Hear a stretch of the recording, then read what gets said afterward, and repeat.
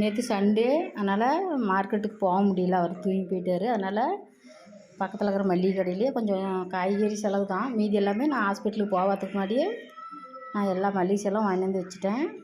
அதனால் மார்க்கெட்டுக்கு போக முடியாதனால பக்கத்தில் இருக்கிற மளிகை கடையிலே கொஞ்சம் வாங்கிட்டு வந்து நேற்று பிரியாணிக்கு என்ன தேவை அதெல்லாம் வாங்கிட்டு வந்து செஞ்சுட்டாங்க. இன்றைக்கி காலையில் தான் மார்க்கெட்டுக்கு போயிட்டு கொஞ்சம் காய்கறி, சின்ன வெங்காயம் எல்லாம் கொஞ்சம் ரேட்டு அதிகம்.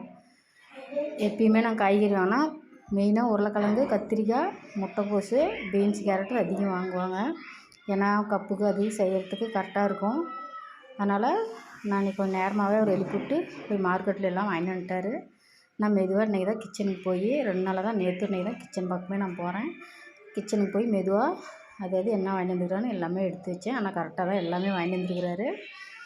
இன்றைக்கி நம்ம வீட்டில் மார்க்கெட்டுக்கு போயிட்டு வந்தால் டீ வச்சுட்டு நான் டீ சாப்பிட்டுதான் அப்புறம் சாப்பாடு இது செய்யுங்க அப்படின்னு சொன்னேன்.